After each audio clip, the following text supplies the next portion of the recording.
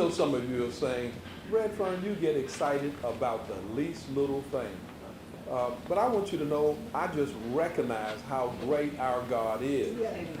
When someone thinks well enough of us to drive in from Charleston or Gadsden, I'm just delighted to announce it. Somebody say amen. Amen. But my task at hand now is to introduce the speaker. And we like to refer him as one of the founding pillars of CityLight. But he said to me, Red, I only have 3 major accomplishments. All right. And I said, well, what are they? I know you're on a number of boards. I know that you're recognized highly. And I said, but what are your major accomplishments? He said, number 1, I'm a terrier. I said, well, you don't look like a dog, but what do you mean you're a terrier? He said, I graduated from Wofford in 1981. I said, well, that's a great accomplishment. What a great school. Are you United Methodist? He said, no. But anyway, I said, well, what's your next great accomplishment? He said, I'm married to Diane. All right. And I said, was that her accomplishment or yours? He said, surely it was mine. And he has 5 children, and they're all grown. He said, that's an accomplishment. But the third accomplishment truly is that he is the owner, operator, founder, and overseer of Grace Advertising, which is an outdoor sign company where we're able to communicate messages to our community.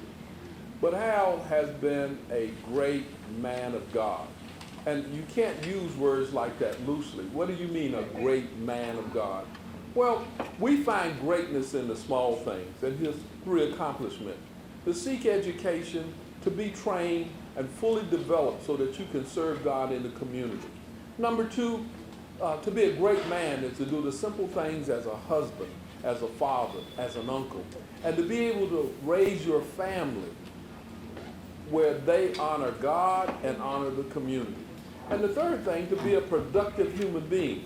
That is not to be draining off others, but contributing significantly to our society by doing something in the area of the marketplace and commerce. So this morning, the man with 3 great accomplishments, we introduce to you and present to others, Brother Hal Stevenson.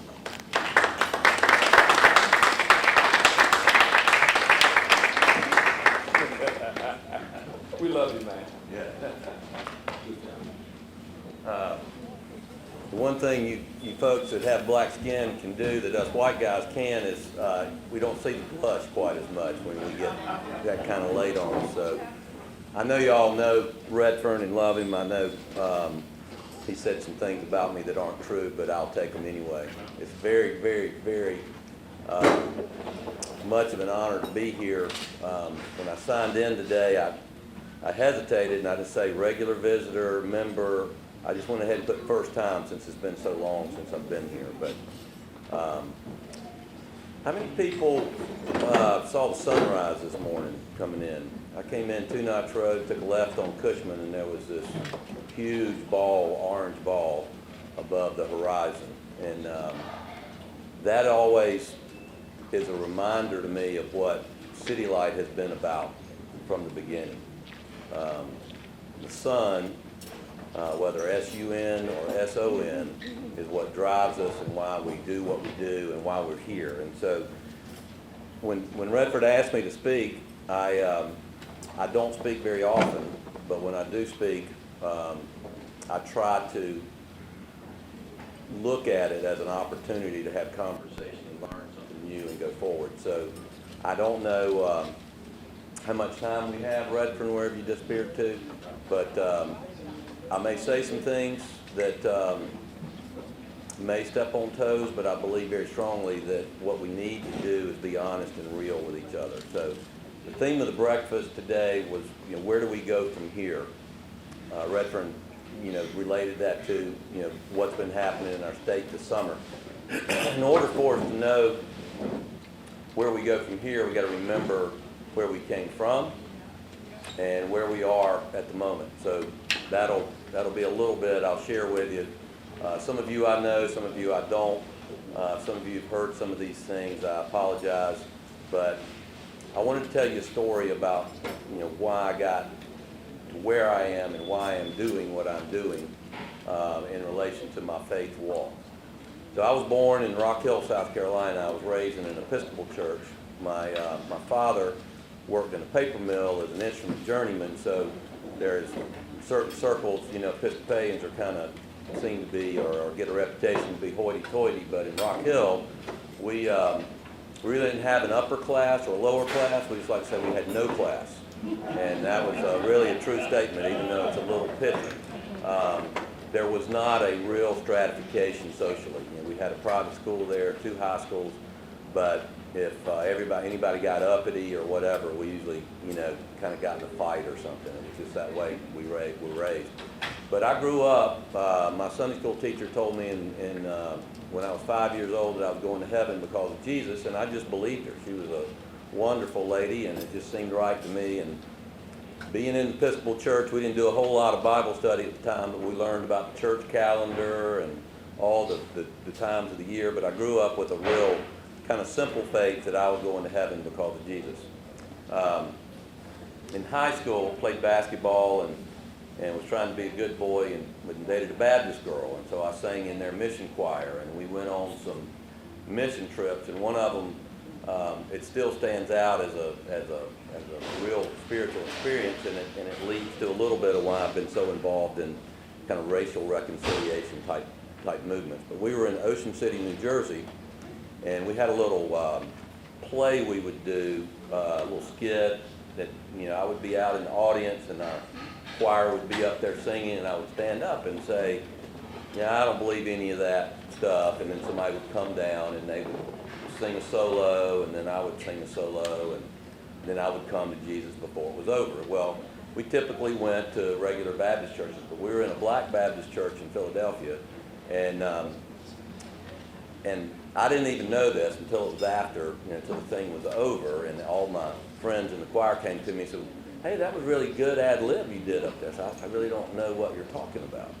But when it came my time to say my little words in the play, I said something like, I don't know about you cats, but I don't believe any of that jive or something, and I didn't do that on purpose. There was some sort of slang at that time. Now, this is going back, 40 years now when this happened. But there was something about that I was shocked. And I just had this spiritual sense of, God's doing something here. Well, that career ended singing when the guy said, hey, that guy's a pretty good actor. If he could sing, it would have been a lot better, if he could do it. So, as Redford said, I went on to Wofford. And at Wofford, you have to take required Old Testament and New Testament courses. The thing about it is, at that time, the courses were mostly about higher criticism of the Bible and why I should not take too highly the Word of God because the way it was put together, and it was just, so it was not an experience that led me in a deeper walk with the Lord. So I walked in the opposite direction and partied and had fun and lived a life, really without God though. And I would still get up on Sunday morning and go to the Episcopal church and think, God, I'm doing great. Here I am at church, even though last night I might have been drunk as a skunk or something. It's just kind of crazy. So as I got out of college, I continued that a little bit and got in a little trouble and met my wife, who was Catholic. She was the St. Joseph's, and she was, Catholic. Her mom was from Bogota, Colombia, and her dad was from Germany. So he was nominal Lutheran, and she was kind of South American Catholic, if you know what I'm talking about. They're real serious about it down there. And but she didn't really have a faith. And as our relationship grew, we had spiritual conversations. We ended up getting married and moving to Denver, Colorado, where this guy was planning a church and said, would you like to do it? We said, well, sure, and he invited us to come. It was an evangelical Presbyterian church at that time, and if you said evangelical, I had visions in my mind of people swaying and doing stuff that would make me uncomfortable. But we went anyway, and they had an altar call, the only one they had all year, and my wife and I both went down. We got into Bible study, and that's where we met the God of the Bible. The 1 John 1:6 says, if you claim to have fellowship with me but walk in darkness, you're a liar. And I started arguing with the guy that was doing the Bible study, and he went to going back to Genesis, and he walked me through the whole Bible. And so I've been a serious student of the Bible since that time. When I came back, in that church I was in, when you go to church out west, you're there because you want to be. It's not because the culture expects you to be. So everybody in church were, I mean, they were strong believers. It was a great time, and it really had a big impact on us. And they had a motto: in the essentials, unity; in the non-essentials, liberty; in all things, charity or love; speak the truth in love. And that was something attributed to various people, from St. Augustine to St. Anselm. I'm not really sure who said it first, but it really kind of, because of this varied kind of faith background and exposure, it was really, I was just a Christian. And there were things that were different about what other people thought, but in the essentials, we had this core. So we moved back to Columbia when we got pregnant with our first of 5 kids, and some of you may have been involved. Chris, I don't know, back in the day, when we moved here in '87, they had just had a crusade with Billy Graham. The Pope had been to Columbia. And so Walter Keenan, who's the late Walter Keenan, was wanting to bring this Episcopalian evangelist named John Guest to town. And so he got together a committee, and in 1990 we had the John Guest Life Focus Series. And they had it at Carolina Coliseum, and it was moderately successful, except for, 2 things. Shannon Baptist, I don't know if anybody's here from Shannon, but they were next door in the Koger Center while we were trying to save souls. They were over there raising money for their new church at the Koger Center, and we tried to get them involved, and they said, we'll do our thing and y'all do your thing. And then we had a debriefing after it was over. Richard Dozier was on our board, pastor of Northminster. I'm sure he's probably retired by now. I have not seen him in many years, but he was the only black pastor on this board. And somebody afterwards said, we didn't really get much participation from the black church. And I just thought, we asked Richard to be on our board. We really didn't do anything, and we didn't get any. We didn't get any participation because we didn't do anything. But it just struck me that we were thinking that somehow you get one black pastor, somehow that communicates to the whole black community that they're going to come out. So there was just a disconnect in our understanding of what happened. So from that point on, for me, it was very important to say, if I'm going to spend eternity with white, black, yellow, Asian, all the colors, that God has created forever, we're going to need to work on this side of glory, or we're just fooling ourselves. So we had a Bible study. A number of folks we reached out. I made some really good friends. Some of you may know Alex Knight from 95.3, Gospel 95.3, Glory Communications. He and I have become great friends over the years because it's just a real relationship. And we talk about business, and he's the most conservative businessman I've ever met. And so he's very humble, and his impact on me helped me really to understand a lot of things about the black church. The first was, there is no such thing as the black church. There's no such thing as the white church. Amen. There are many, many things that separate us theologically, socially, politically in the white church as well as the black church. And so the idea became, it's about just us as individuals. So CityLight was born around that time, in that era. Tony Evans came, and I want to say it was 1996, but we had maybe 60-40 at the stadium as far as racial makeup. It was a really wonderful time where you saw the children of God coming together and just worshiping God. And I know Joe Grimaud loves to tell a story about how we prayed, and it was a really terrible thunderstorm, and it just went all around that stadium and didn't make it. But it was really a high point. But that's now 20 years ago. Amen. Okay, there's been this faithful witness. Many people have moved to South Carolina saying, I feel like God is going to do something among us. So this kind of racial reconciliation idea in my lifetime has been percolating. And so that history, my personal history of interacting with it, I think is something that I have to look at as a part of what God's doing in the culture, because that's where I get my perspective from. So as time moved on, of course, the King Day at the Dome with the 50,000 people showing up. It was an opportunity for some kind of racial reconciliation, so I was part of a group called United 2000, and it had everything from Lonnie Randolph of the NAACP to Rusty DePass of the Republican Party were on that committee.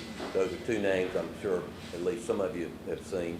And but the committee said that they were all in agreement that it needed to come off the dome, but they weren't in agreement on where it needed to go. Some wanted to stamp on the ground, some people wanted it where it went on to the State House, but at least there was some common ground. You found something that you could work on. And so I was asked to speak that day. I don't know if any of you were there that day.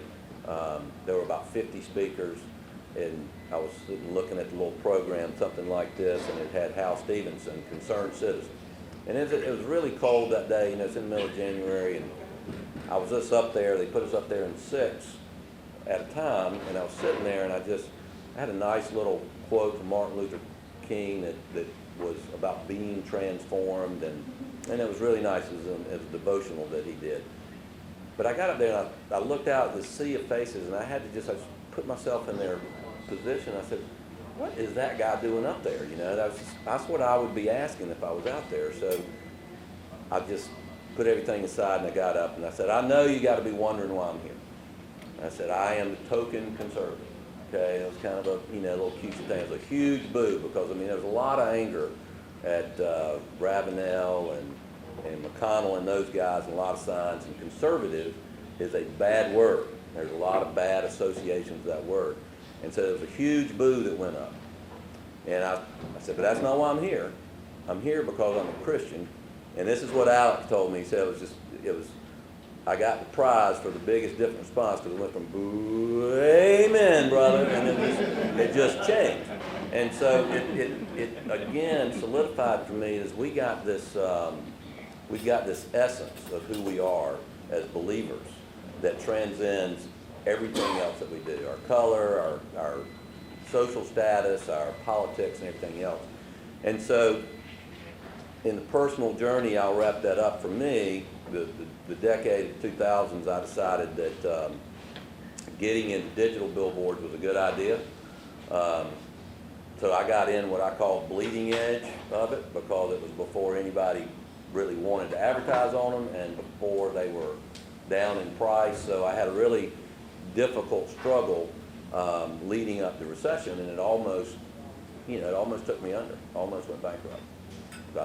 They would throw money at you before the recession, the banks would, don't you want more money? And I would, of course, say, oh, yeah, sure, I will. So there was a lot of humility for me that came about during that period of time, and I really had I suppose, I don't know how many times we get reborn. I know that's not theologically correct, but God puts His Spirit on us in ways throughout our lives that remind us who He is and who we are. And so during that period of time, I went through, a real valley, but what happened was that I really became free because I then had only one thing that I had to really even think about was just, He's God, I'm not, He's going to rule, and I just need to try to do the best I can with what I got. And so, as you see, and the name of my company is Grace for a reason. In billboard business, your job is to communicate with as few words as possible because you only got 7 seconds to try to get your message across. So when you boil down 66 books of the Bible and everything that's in there to one word, it's grace. We get it. Love is great, but grace is what gives us and who we are. And so in that grace and walking forward in that, God reminded me, humbled me, and said, okay, let's go forward. So in this mix, I think we had in all of our, we're not really even still out of the recession. Our economic condition is not that much better. It's better, but it's not that much better. And we fret over it, and we worry about it, and what are we going to do about it? And so we've been living in this way for, these past, now this is 2015, intensely in the early years of 2009 and 10, but we are all concerned about our livelihood and our economic status and what we're going to do. And we've polarized ourselves politically in a way that we're not even talking to each other. So in my view, we've been having a lifetime, ever since the civil rights movement started. I mean, if I think you guys, you African American folks understand that this is a long-term process that we've been coming about in this country to kind of come to grips with. And in thinking about what happened during the time of the civil rights movement, Martin Luther King was going around and seeking justice, the white church was silent. I mean, the letter from the Birmingham jail was to white pastors who said, join with us. And it was not just, hey, join with us. It was a theological and logical treatise seeking to convince them and show them why this was the right thing to do. And the white church missed the boat. I think where we are today, so that's a little bit about where I've come from, where I think we've come from. When I think about where we are today, and I think we're in a point where God has broken through in a way that we are still trying to comprehend. I have been politically active. I got convicted around abortion when my first child, I realized, was not a blob of tissue. So I got active in Republican Party politics and became a right-wing Christian Republican, whatever label you put on it. But I had been very active and working in that realm. I was at a recent meeting. It was similar to this. It was a group of pastors that came together. Some of you may have been there. And a white pastor got up and he made a very eloquent statement about how we did not listen the first time. We're going to listen this time. The way that he laid it out is white folks and white Christians have been working in abortion or gay marriage issues or whatever other kind of social issue, and maybe that's when you have food on the table and you can pay your bills and things aren't all stressful, maybe it's easy to do some of those things. But he said for the black church, it's been mostly about really dealing with and bringing up the black community and their parishioners to just survive.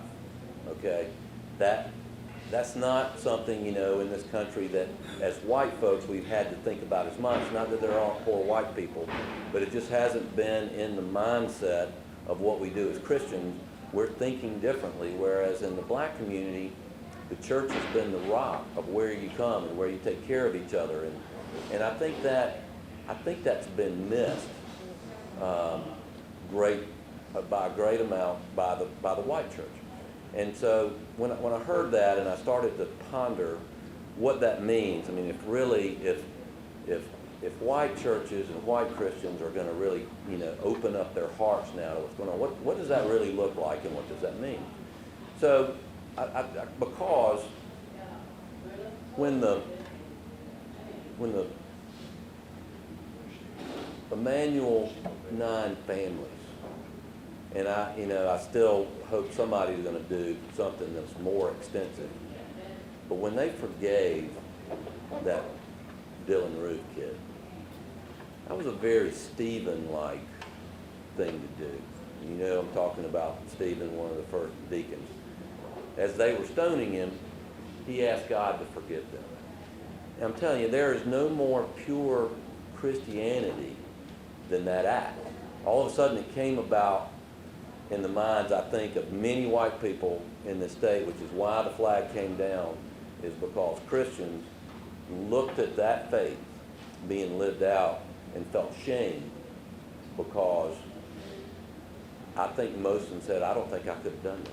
as great a Christian as I am, all my credentials for how good a Christian I am, that is what it's all about. And so that spark, I think, has caused many white folks who, let's face it, have the majority of the power in South Carolina to step back.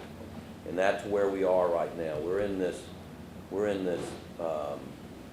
interim where we've seen this supernatural faith displayed by the families in Charleston, and supernatural love and outpouring by the churches and families in Charleston come together in love. And then we've seen the political establishment say, we now see the hurt of this flag on the State House dome, so let's do something about it. And so that's all happened. And so we're sitting right now in this point of, well, where do we go from here? Okay, where do we go from here? So I don't know about y'all, you're probably the same as me. You go on and read something on Facebook, and so you go click on it, or you read it in the newspaper and they have comments, and you see hate coming out, whether it's talking about Supreme Court ruling on gay marriage, whether it's talking about the flag coming down. There are hateful voices on both sides of every issue that are trying to get attention. And I think we're in the middle of, what are we going to do? Are we going to go back and start aligning ourselves with those kind of voices, or are we going to come together as Christians, as believers in Jesus, and look at it with a new paradigm? So what I would, I guess, encourage you to consider is that we need to step back from our political alignments. We need to step back from our other alignments that keep us away from focusing specifically on our faith. The passage that I was going to read at King Down on the Dome had to do with being transformed. The Romans 12 passage, don't be conformed to this world, but be transformed. We have a citizenship in heaven. And I want the United States of America to thrive as much as anybody, but my first loyalty is to God and to Jesus. Amen. And so I've been reading, I do this program online, it's not online, on an app, a Bible app, and I just read. I haven't been doing commentaries, and I just read. It's got a program every day. So I'm in Jeremiah. And if you know Jeremiah, that was a stubborn bunch of Jews at that time. I mean, God just kept doing it, and they just, but over and over, what is God saying? I want justice for the poor and the oppressed and downtrodden, and I want you to love each other. I want you to acknowledge me as your king, as your Lord, and humble yourself before me, and I will heal your land. Y'all know that verse, 2 Chronicles. So it's easy for us, because I know we got a lot of amens in here, and I'm talking and preaching to the choir today, but we have got to go into the marketplace in this, maybe, we got to get through August, but the political season's going to start again, and we got to say to everybody, we're going to take a new tack. We're going to throw everything out the window for the minute, all our preconceived notions, and we got to say, as Christians, what does God require of us? So the debate on abortion right now is, with these films coming out from Planned Parenthood, I mean, there is just this visceral just hurt that comes when I envision and listen and go through and think about what we're doing and read a comment that says having an abortion is no different than having a pedicure. I mean, that was an actual comment I read yesterday, and it really makes me sick. There's just this thing about it. But we are not, as a people, working to end abortion. We got our political reasons, whether it's women's rights or all the things that kind of go into the arguments, and y'all know them. But as Christians, if we were to ask ourselves, is this what we're supposed to be doing? I mean, is there not a better way to deal with this than, just screaming at each other for 50 years over the right to abortion? And we also got to say, well,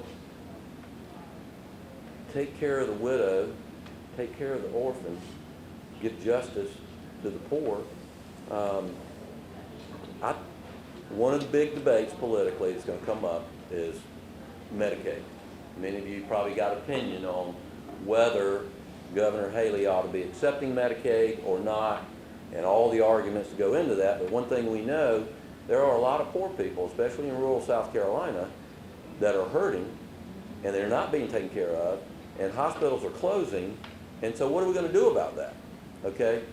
We got to quit trying to win political, philosophical arguments and say, wait a minute, how do we help the poor in the state of South Carolina? That has got to be at the top of the agenda. So does it mean that, we do it the way the Democrats say, or just take the money, or do we do it the Republicans' way and say if we just let, free market do it, it'll take care of itself?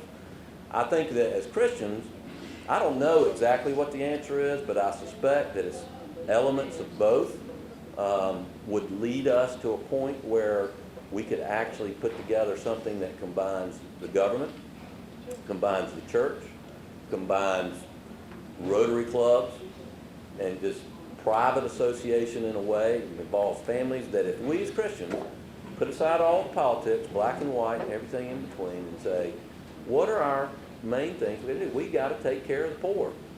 One of the arguments about abortion is that Christians don't care about them after they're born, only before they are.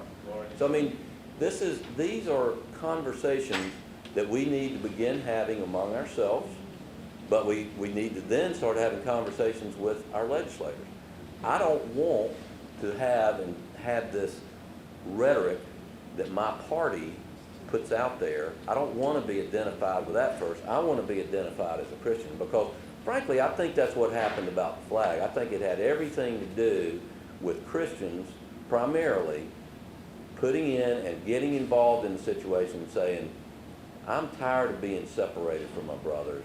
If this is separating us and it's that much of a hurt that I now understand, then let's get it off the ground, and then now let's have a conversation about substantive things. But if we let it go to if we let it fall off to the same old arguments politically, then we're going to get right where we are in this moment that God has given us. We are not going to take advantage of it. So my challenge to you and my conviction about where we need to go from here is, let's change the paradigm. Let's not be ashamed to be Christians. Let's quit calling people names. Let's quit trying to be the moral police, okay? I mean, again, truth be told, I'm no better than the worst abortionist in the mind of God. We are equal. White or black, rich or poor, good or bad. We all can be good and we can all be bad, but we are all the same before God. And if we will get ourselves and provide some leadership and put that Christian leadership at the top and communicate that everywhere we are, around our dinner table, when we talk to our legislator, when we go to church. And if we will do that, we can change the paradigm, and we can see that, yeah, maybe we do Medicaid reform. Maybe we take some money, but we do some reform, and then you have the church and some private things overseeing it, and there's mentors, and all of a sudden, we're working together in the spirit that they were in Charleston, simply because someone obeyed the Bible in a simple way. I have given you this grace and forgiveness. Now go and do the same, and did it in such a very public, worldwide way that South Carolina has the chance, if we grasp it, to take that message throughout the world. And I believe John 17:21 through 23, y'all know the section, may they be brought to complete unity so that the world will know that I have sent my son to save them and save the world. So that to me is our charge for going forward. That's what I'd leave you with. Think about and ponder and have conversations with, and may God bless our efforts. Amen. Okay, yeah. So HL's asked, we again, and as I told you about my personal convictions about racial reconciliation, the Lutheran Church, 10 years or so ago, a number of this bishop and some pastors decided that they were tired of being racially separated. So they had a program inviting people to come in, and it was at first Tony Campolo came, and it was in an auditorium at the Lutheran Seminary. But out of that group, there was about 10 or 15 people that just kept meeting. And they would go to people's homes, and it became about building a relationship, not just saying, hey, let me, put my arm around a black guy and make it look like we're friends. It was about really becoming friends. And so that group, Bob Johnson, I don't know if any of you know Bob, he was good friends with Eddie Guess, and they just said, Bob, why don't you lead it? So when this Charleston event happened, I think we were all just, we need to do something. There's something we need to do. So the group got together on a Wednesday and said, when they come down to the State House, there's going to be a lot of rancor. Can't we just go down there and take a little grace to the State House? So Orange Smith at Palmetto Family Council helped us get these little stickers that said, Amazing Grace on it. Had a palmetto tree and 9 doves as the visual. And we went down there at 9 o'clock, and we went and we passed out these stickers to the legislature. And sure enough, outside there was a lot of yelling and screaming, but inside it was almost as if you could feel the peace of God, HL, in that place. And I do think that the Spirit of God is here now in this room and in our churches and encouraging us in that same way, just like we sang Amazing Grace. In the end, it's all about grace. Quit judging your brother. Quit judging your sister. The scripture that's most appropriate for that sort of thing is Matthew 7, where, and I must be getting hooked, so I'm going to end. You asked me the question. Anyway, Matthew 7 says, take the log out of your own eye, okay, before you make an attempt to take the splinter out of your brother's. And the point of that is, it's not that we ought not be discerning and have good judgment, but when we go to our brother to point out his sin, we better be filled up with our own humility and go to him for the desire to help him, not to put him down, not to make myself feel better about myself in some way. And if we can't do that, then it's best to keep your mouth shut. Amen? Amen.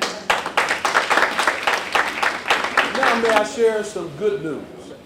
We here in South Carolina sometimes look at incidents or events and become overly concerned about how terrible things are going. But I want you to know that we as Christians are operating under the favor of God.